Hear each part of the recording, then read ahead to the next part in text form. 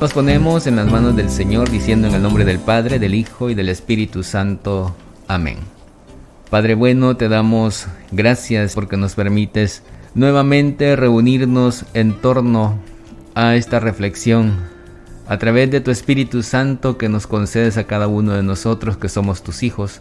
Queremos darte la gloria y la honra y pedirte también, Señor, en el nombre de tu Hijo Jesucristo, derrame sobre nosotros la unción poderosa de tu Espíritu Santo, para que ilumines nuestra mente, para que abras nuestro corazón y sobre todo nos des la disposición para obrar de acuerdo a lo que tú quieres de cada uno de nosotros.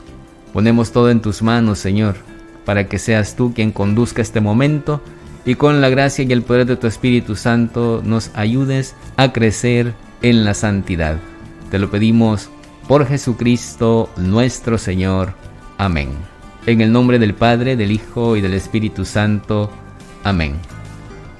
Ahora vamos a continuar siempre con el purgatorio como tema principal, pero vamos a ver las referencias que las Sagradas Escrituras hacen al respecto de él. La doctrina del purgatorio se encuentra claramente expresada en las Sagradas Escrituras, aunque falte pues la expresión directa, ¿no? que diga ahí purgatorio. Y esta expresión fue adoptada más tarde para designar ese lugar de las purificaciones que ya pues anteriormente hemos definido, ¿no? De qué se trata y la doctrina que la Iglesia nos propone acerca de él. Ahora pues vamos a tener ya como un fundamento la parte bíblica. En el Antiguo Testamento tenemos algunos textos que infieren, ¿no? O que hacen referencia al purgatorio. Como ya dijimos, no vamos a encontrar exactamente la palabra purgatorio escrita en las Sagradas Escrituras, pero sí vamos en algunos de ellos a tener, ¿cómo podemos decir? Esa alusión, ¿no? Podemos decir que se infiere o que se comprende que existe el purgatorio como tal. Un clásico y tradicional texto es el segundo libro de los Macabeos. En él es muy claro, hermanos, la alusión que se hace al purgatorio. Y el mismo Lutero, dándose perfecta cuenta de que con este texto se venía bajo la doctrina de él acerca de la negación pues del purgatorio, tuvo a bien el mejor sacar de la Biblia estos libros. Por eso en las versiones protestantes de la Biblia no vamos a encontrar primero y segundo libro de los Macabeos, no están, porque en estos textos se hace referencia precisamente a la doctrina del purgatorio que la Iglesia Católica pues nos presenta como tal. Al verse él pues acorralado, ¿no? en ese sentido de que la Biblia hable del purgatorio y viendo que no podía superar esa situación, lo más fácil fue pues sacar ese libro de la Biblia. Lo interesante es que todos los ejemplares griegos, latinos, todos los antiguos escritos, tanto impresos como manuscritos, traen estos textos de los libros de los Macabeos, igual que la Vulgata latina y también los conocidos escritos de los antiguos padres que se citan pues a lo largo de la historia de la Iglesia, y sin ninguna duda podemos nosotros darnos cuenta de que sí, así esos textos pues pertenecen a la Biblia y además de eso hacen referencia al purgatorio como tal. Y aquí tenemos a continuación el famoso texto.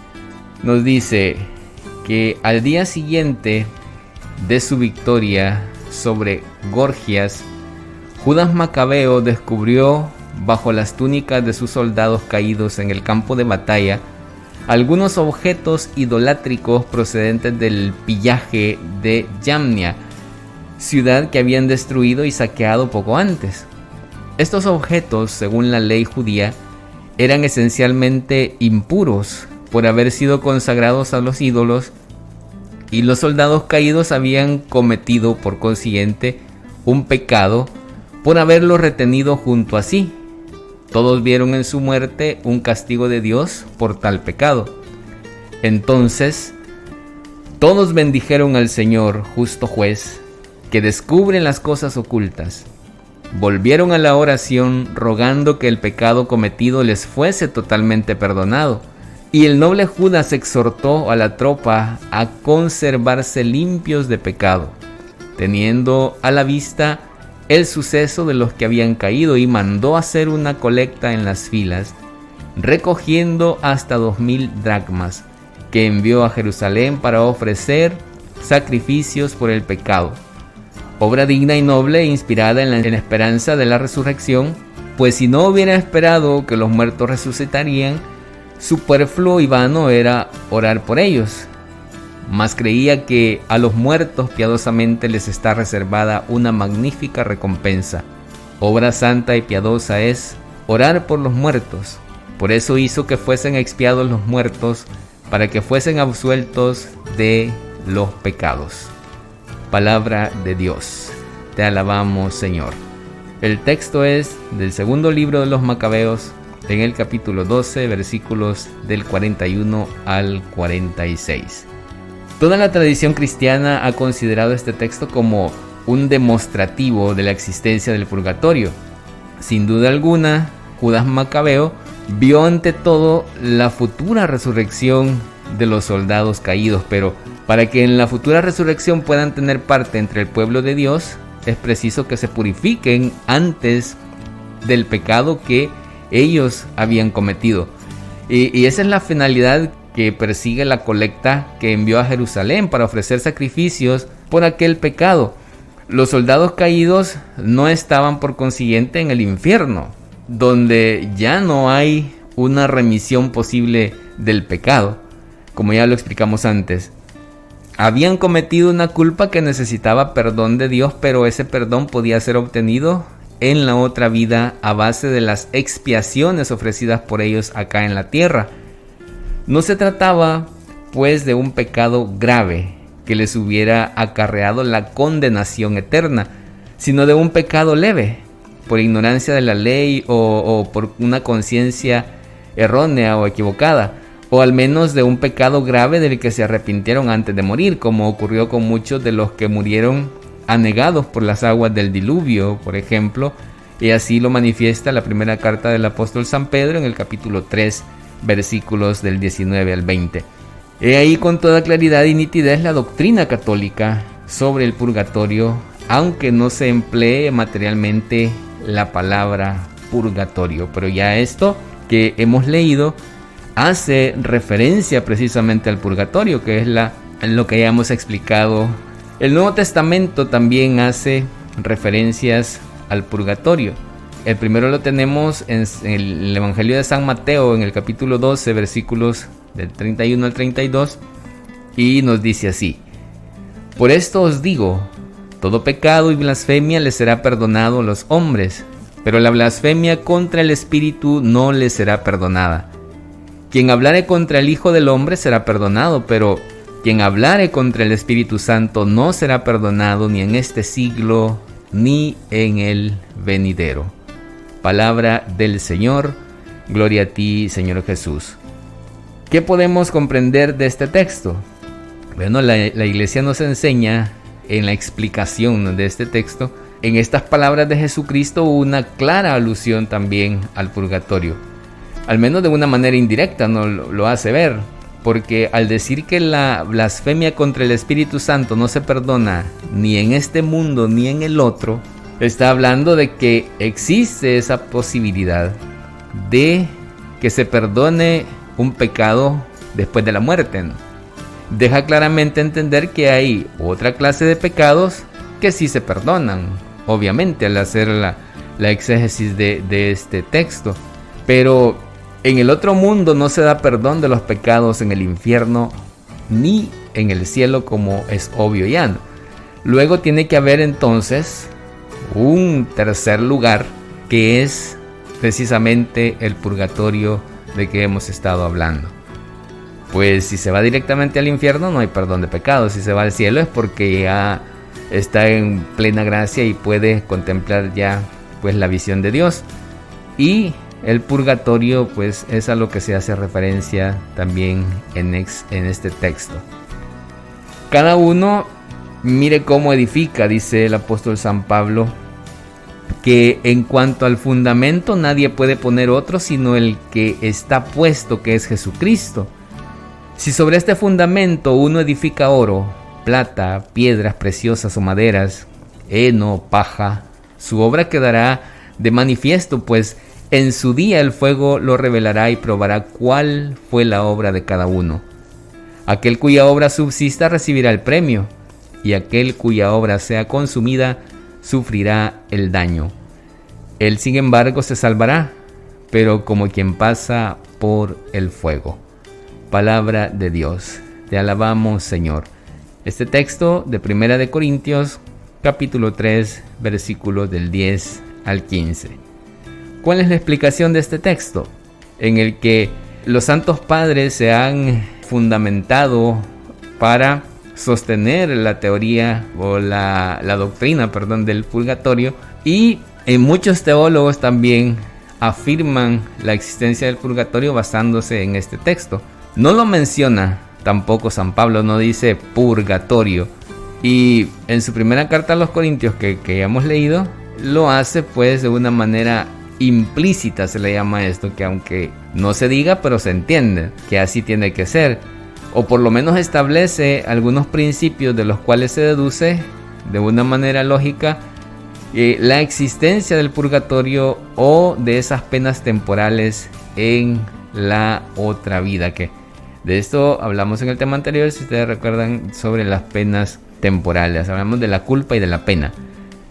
Bajo estas imágenes habla San Pablo de castigos escatológicos, que se le llama, es decir, de los que pues se sufrirán en consecuencia de buscar la salvación, y temporales también sufridos por faltas que no son graves. Por eso también dentro de la iglesia se habla de pecados mortales, pecados graves y pecados veniales.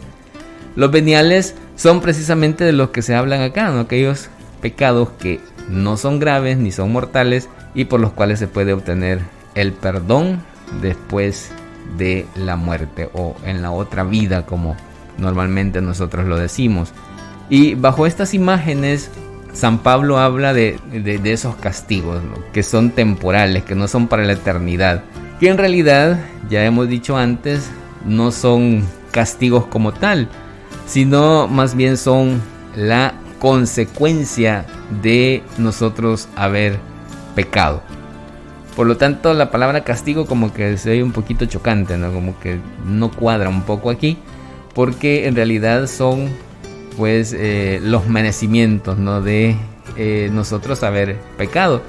Es como cuando alguien pues hace una mala elección, por ejemplo, de algo o de alguien, cuando hablamos de matrimonio también, y al final dice que es una carga que Dios le puso, ¿verdad? Y cuando la elección la hizo sin consultar a Dios y eligió mal, pues entonces lo que está sufriendo es nomás una consecuencia de esa mala elección que hizo. No es que Dios haya querido eso para ella, ni la está castigando tampoco, sino es una consecuencia, ¿no? de esa mala elección. Entonces en este caso hablamos de las consecuencias que nosotros podemos sufrir por haber preferido otra cosa que a Dios, por haberlo puesto a Él en un segundo lugar o tercer lugar quizás.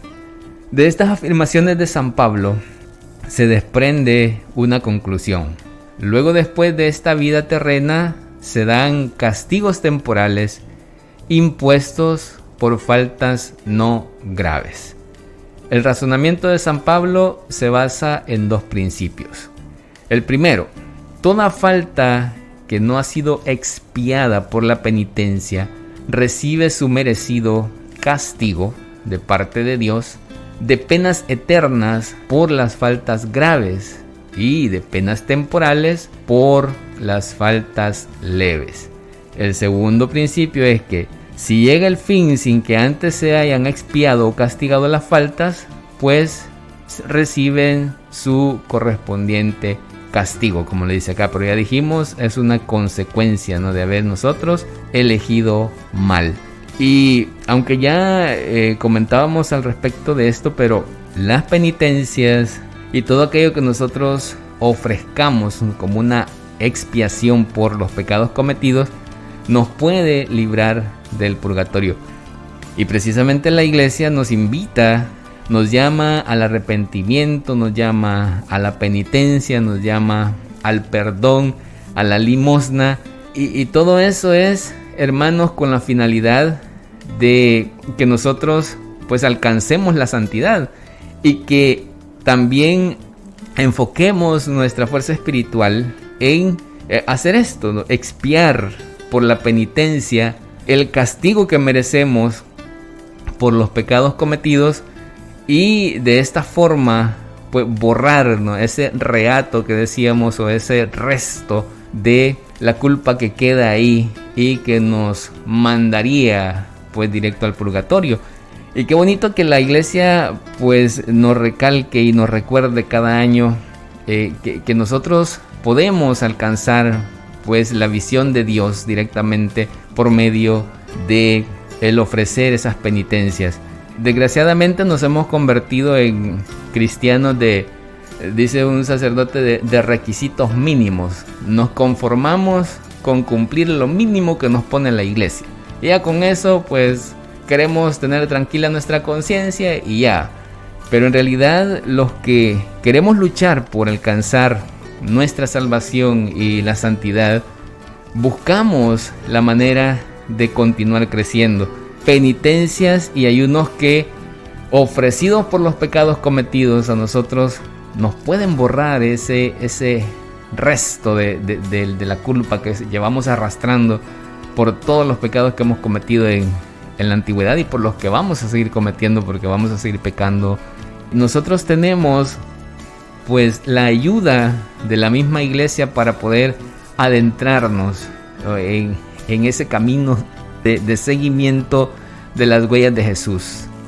Qué interesante, ¿no? Qué interesante que nosotros podamos de alguna manera meternos ahí en ese caminar al que Dios nos llama por medio de la Iglesia. Y hermanos, hay que hacer el esfuerzo.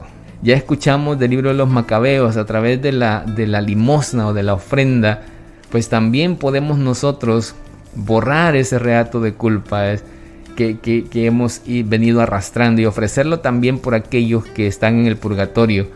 No es que compremos la salvación con esto, no, hermanos, porque la limosna, el ayudar a otros, nos hace también a nosotros crecer en el desprendimiento de nosotros mismos. Y Jesús dijo que todos aquellos que quisieran seguirle pues debían negarse a sí mismos. Todos nosotros estamos llamados a negarnos a nosotros mismos, y negarnos a nosotros es precisamente esto: privarnos de aquello que nos gusta, de aquello que nos atrae, de aquello que de alguna manera pues nos seduce y nos aparta quizás del camino de Dios en algunos momentos, y quedarnos pues nosotros en ese estado de negación de placeres, ¿no?, que los podemos ofrecer al Señor precisamente para crecer nosotros a la estatura de Cristo. Hasta Cristo mismo en algún momento dijo: miren, hay espíritus, ¿verdad?, que solamente se pueden expulsar a base de oración y ayuno. Cuando vinieron los discípulos y le dijeron: esta gente no pueden con estos espíritus, y él dice esto: porque algunos solamente se pueden expulsar con oración y con ayuno. El mismo Jesús, hablando de esto, significa que él lo practicaba, lógicamente. Viene la pregunta: ¿será que Jesús necesitaba ayunar y hacer penitencia? Pues siendo el Hijo de Dios, no, pero siendo hombre sí. Nos enseñó eso, que hay cierto momento en que debemos negarnos a nosotros mismos para fortalecer nuestra parte espiritual. Y de eso se trata la penitencia, de eso se trata el ayuno, de nosotros pues buscar fortalecer nuestro espíritu, y de esa manera adquirir esa virtud de la templanza, ¿no? De pararnos firmes para hacer la voluntad de Dios. Ese es el razonamiento en el que se basa todo esto. Son pues parte, ¿verdad?, de lo que la iglesia nos propone como el seguimiento para que nosotros encontremos pues la santidad en este caminar. Vuelvo otra vez a San Pablo, que nos plantea esto, de que aquella falta que no ha sido expiada por la penitencia, pues recibe su merecido castigo después de la muerte. Por eso, mejor antes, hermanos. Es mejor prevenir, ¿no?, que lamentar, así dice el dicho. Y también en la vida espiritual se vale. Mejor nosotros hagámoslo acá, ¿no? Ofrezcamos ya esas penitencias, esos ayunos, mortificando nuestro cuerpo para fortalecer nuestro espíritu. Y desgraciadamente hemos caído en un vacío espiritual muy grande. Algunos le llaman cristianismo light, ¿verdad? Así como de bajas calorías espirituales, dicen algunos. Por lo que ya mencionábamos, que nos conformamos con requisitos mínimos. Hemos caído en ese vacío. Y el cardenal Joseph Ratzinger, que ahora es el Papa Emérito Benedicto XVI, decía hace mucho tiempo en una entrevista que le hacían, que se llama La sal de la tierra, se llama, por si acaso a ustedes les da pues hay un poco de curiosidad leerlo. Habla precisamente de este aspecto. Dice que hemos llegado a ser nosotros en la iglesia una religión antropológica, le llama él. ¿Qué significa antropológica? Que gira alrededor del hombre, del ser humano, y ya ahora todo está pues acomodado a nosotros, al ser humano. Todo se piensa en relación al ser humano. Todo se hace de esa manera. Las atenciones van para el hombre, para el ser humano, y ya no tanto para Dios, sino para el ser humano. Hasta en la liturgia sucede esto, y ya lo señalaba él, ese aspecto, que en la liturgia las atenciones se nos olvida que deben ir hacia Cristo, que se hace presente ahí en el altar, y se desvían esas atenciones hacia el ser humano. Y lo mismo nos pasa también dentro de nuestra vida espiritual privada, ¿no? Que ponemos nosotros nuestro pensamiento en boca de Dios y decimos, no, es que Dios lo que mira es los corazones de uno, ¿verdad? Él no mira eso de que ayune uno y de que eso era para el pasado. Es complicado esto, hermanos, porque hasta lo que escuchamos en este tiempo debería cambiar.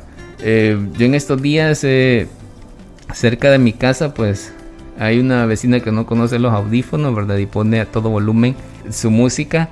Y créame, yo como no escucho música, no sabía que existía ese tipo de canciones que ha estado poniendo esta muchacha por ahí. Perreo duro, algo así creo que le llaman, pero es pornografía hablada, ¿verdad? Así, no puede ser más que otra cosa. Y yo me pregunto esto, si nosotros escuchamos este tipo de música, ¿no? San Pablo dice, mire, la fe viene de escuchar. Usted lo puede buscar en la Biblia si gusta. La fe viene de escuchar. ¿Y qué es lo que escuchamos? Ahí da la pregunta, porque algunos dicen, no, pero es que eso no tiene nada de malo. Pero de ahí viene la fe, de escuchar. Y San Pablo dice, y lo que escuchamos es la palabra de Dios, y de ahí es donde viene nuestra fe.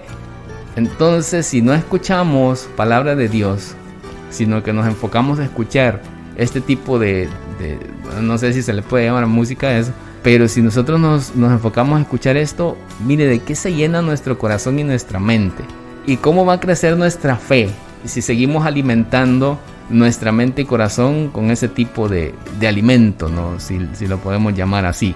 Es como comer comida chatarra para nosotros, ¿verdad? Al final le hacemos daño a nuestro cuerpo e igualmente, si nosotros alimentamos nuestro espíritu con ese tipo de música, al final, lógico, nuestro espíritu va a terminar atrofiado por completo.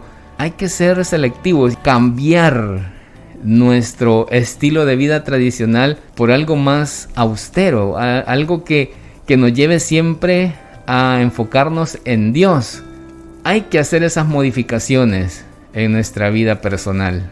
Hay que buscar los medios para crecer espiritualmente y no seguirnos alejando más de nuestro Padre Celestial. Porque todo esto, hermanos, nos sirve para el provecho de nuestra alma, ¿no? Que al final, como dice San Pablo, vamos nosotros a alcanzar a ver a Dios cara a cara precisamente porque hemos hecho el esfuerzo acá en la tierra, ¿no? Y se presupone además, en el caso de San Pablo, el hecho de que sobrevenga el fin sin que antes las faltas se hayan expiado o castigado. ¿A qué nos referimos con esto? Pues que hoy nos podemos morir, ¿verdad? En otras palabras, nosotros hoy podemos morir y hoy a lo mejor vamos a entregarle cuentas a Dios. ¿Y qué hemos hecho para nosotros pues enfrentar ese juicio personal de parte de Dios? Ahora mismo nos puede pedir cuentas el Señor. Y recuerdo ahorita un texto del Evangelio de San Lucas en el que se habla de un hombre que dice que sus cosechas fueron abundantes, ¿no? Y que llenó sus graneros y ya no tenía espacio para más. Todavía tenía ahí parte de la cosecha sin almacenar. Y dice el texto que él se recostó, se sentó, algo así. Y se dijo a sí mismo, hablando con él mismo: no, verdad, ya los graneros son muy chiquitos, entonces mañana voy a derribar los graneros que tengo y voy a hacer otros más grandes y ahí voy a almacenar todo esto, ¿no? que he cosechado. Y luego dice Jesús, en algunas traducciones dice pobre loco, en otras dice necio. Las dos traducciones pues son válidas, las dos que yo conozco.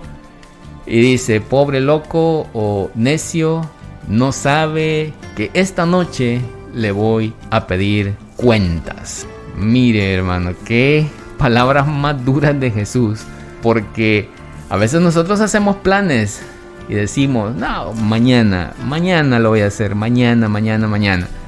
Bueno, los abuelitos decían, mañana hago mi casa, decía el sopilote, decía mi abuela, que en paz descanse. Y así nos pasa a veces a nosotros. Ese mañana no se llega nunca y quién sabe si esta noche Dios nos va a llamar a rendir cuentas. Y mejor prepararnos ya. Hay que hacernos ese propósito, ¿no? De ir quitando de nosotros esos vicios, esas costumbres o malas costumbres que nos pueden alejar de Dios.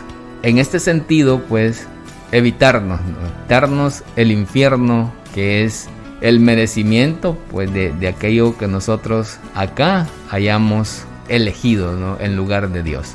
Continuando con San Pablo, dice que al morir pues cada hombre siempre se dé el caso previsto por San Pablo, es decir que el hombre no haya expiado sus faltas leves con la penitencia. Podría ser una penitencia voluntaria o podría ser también una impuesta por Dios, no cualquiera de las dos cosas. Allí subsiste aún el principio establecido por el apóstol, que estas faltas han de recibir su merecido castigo después del fin de esta vida. Un castigo temporal, que ya lo mencionábamos, en que consiste pues en el purgatorio, ¿no? Consiguientemente, de las afirmaciones de San Pablo se deduce lógicamente la existencia del purgatorio. En el libro del Apocalipsis del apóstol San Juan, capítulo 21, versículo 27. Nada que no esté limpio entrará en el cielo. Palabra de Dios. Te alabamos, Señor. Eso es lo que dice el Apocalipsis. Nada que no esté limpio entrará en el cielo. De ahí pues se desprende también la parte de esta doctrina del purgatorio. Y el Catecismo de la Iglesia, en el número 1874, 1874, dice lo siguiente: el purgatorio no es una segunda oportunidad. Si uno muere en pecado mortal, se va directamente al infierno. Y si muere en estado de gracia perfecta, se irá al cielo. Eso es lo que dice el catecismo. Por eso le doy el numeral 1874. Algunos piensan esto, que el purgatorio es un segundo chance, ¿verdad? No, aquí, así lo dicen algunos. No, mira, aquí yo voy a disfrutar, ¿verdad? Y después, pues allá, ¿verdad? Dios, con más misericordioso Dios, Esa es la palabra hoy de moda. Es misericordioso. Dios no va a permitir que yo me vaya para el infierno, no. Él me va a llevar al cielo, así, porque Él me ama y por tanto no importa yo lo que haga aquí, ¿verdad? Porque Él me ama y me va a llevar al cielo. Se nos olvida que la misericordia tiene dos momentos. Entonces, y eso lo planteó el Papa Francisco, pero como a veces nosotros nos apropiamos de aquello que nos conviene, ¿verdad? Aquello que conviene es lo que a veces repetimos. Y esto de la misericordia se hizo muy popular, ¿no? A raíz de los escritos del Papa Francisco, que habla de la acogida, del recibir, de todo este aspecto que se menciona como parte de la misericordia. Pero ese es el primer momento, recibir. Dios te recibe, Jesús te recibe tal y cual estás, así como estás, y te perdona si te arrepientes, ¿verdad? Ese es el principio. Hay que arrepentirse para ser perdonado. De lo contrario, pues no puede haber perdón si no hay arrepentimiento. No porque Dios no lo quiera dar, sino porque nosotros no lo queremos recibir. Luego de la acogida, del recibir, del abrazar, ¿no?, al pecador, viene el segundo momento, que es del que nadie le gusta hablar, y es el cambio de vida. Esa parte a nadie le gusta, esa ni se menciona. Yo hasta el momento no he visto algún escrito ahí en Facebook o en unas redes sociales que se hable de este aspecto. No solo se habla de que no, Dios me quiere así como soy, no, Dios así me recibe, Dios así me ama, Dios, pero nadie habla de un cambio de vida, que es la segunda parte o el segundo momento de la misericordia. Primero te recibo, pero luego debe haber un cambio de vida.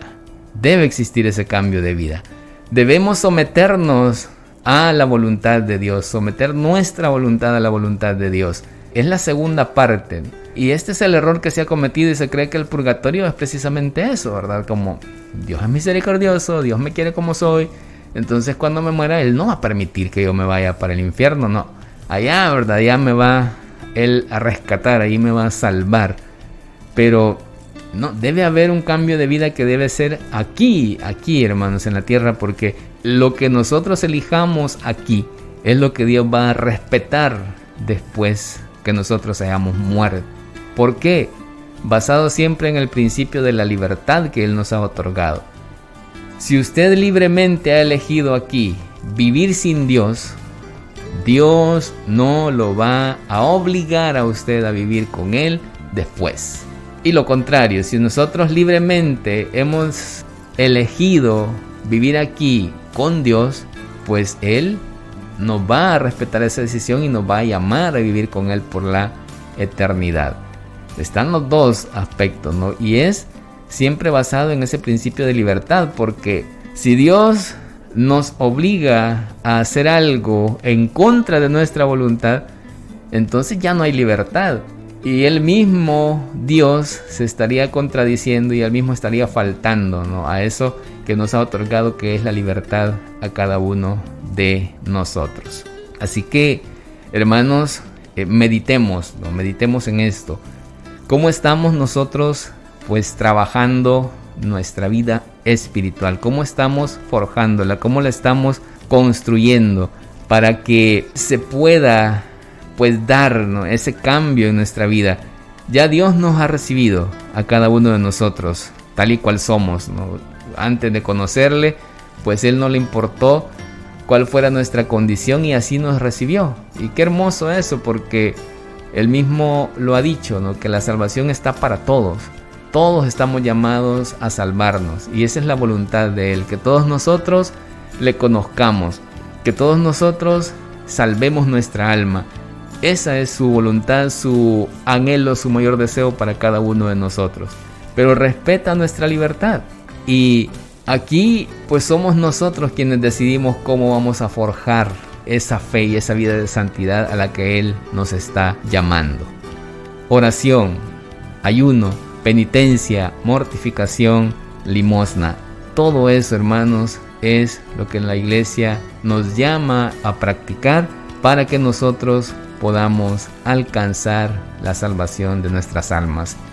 Pues adecuándolo a nuestro tema del purgatorio, para que nosotros podamos gozar de la visión de Dios directamente sin tener que pasar ahí al purgatorio, ¿no? Aprovechemos aquí a ofrecer todo aquello que nos puede borrar ese resto de la culpa.